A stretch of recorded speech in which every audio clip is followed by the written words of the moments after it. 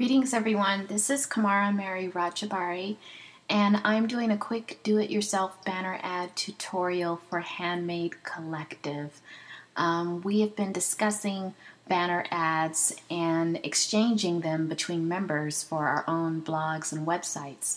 So I wanted to show you how I'm using them on my own website. If you look to the left, you're going to see that I have a couple of banner ads showing in the margin over there. And one is pretty large. It's about 215 pixels, and that's somewhat larger. Typically, you will find that banner ads are usually around 120 pixels wide and 120 pixels tall. The one below is even smaller. It's probably just like about 100 pixels. So it's up to you and whatever the blog or website you're going to exchange with, how much room they have. But these are nice images, so you just pick a nice image. You might want to label it with the name of your website, and you might even want to put your website's address on it if you have enough room. And then find some other blogs that are like-minded. You know, maybe they complement your products and exchange your banner with them. It's a great way to get free advertising. Yes, free advertising. That's because you get access to their readers and they get access to yours. So it's a wonderful idea, and this is how you do it. So I've created my image, and now I'm in PhotoBucket, and I'm going to upload it to PhotoBucket. So when you get into PhotoBucket, press that upload button, and then select your from your files on your computer, select the image that you already have prepared. I have a 120 pixel image prepared that I want to link to my regular website from my blog. So I'm going to pick this file right here that's labeled 120 by 120. That's just telling me that that's the banner that I want to use, and I had to do this twice. Now I'm waiting for it to upload, and it happened pretty quickly. And then you're going to see over when it uploads, take off all that advertising so that you could take a look at this. You're going to see that you have a lot of different choices and links. These links are attached to this image now, but I want HTML, which is a special code that's going to allow me just to give this code to people, and they're going to get this image. So I copy it, click it and copy it, and then I head over to my dashboard for Blogger. That's where I have my blog hosted. And in the dashboard, I'm going to click on Add a New Gadget. If you have WordPress, you're going to add a widget, right? Which may be text widget for WordPress. But in Blogger, it's HTML. So I want to go ahead and click that. I want to paste in that nice code that I got from PhotoBucket.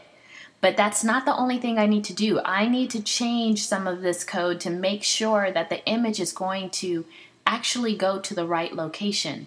So I'm going to highlight this area, and I'm sorry it's small, so I created another little file here so you could see the actual code up large.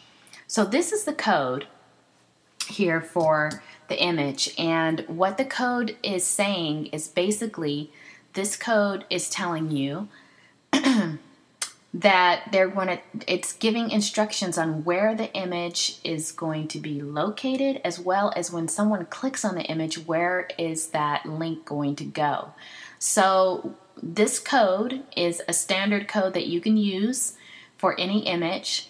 So right where in between these parentheses, the first parentheses where it says add your website here, this is where you're going to add the location of where you want this image to be linked to. So say I am going to put this image on my blog, but I want this image to point to or go to my website. So I'm going to put my website address right in between these quotes. And it's going to be HTTP, the official website, the whole address, HTTP:// arthealsus.com, www.arthealsus.com. So I'll put that in between these quotes, right? Gonna leave everything the same. I keep going, and then where it says img source equals, that's image source. So it's saying that the picture, this little piece of code is saying image source, or the picture source of the picture, which is the location of the picture, is in between these quotes. So you want to go ahead and make sure that that is okay. Now, PhotoBucket already puts that there for me, so I don't have to change it, but you may have to change it if your picture is stored somewhere else.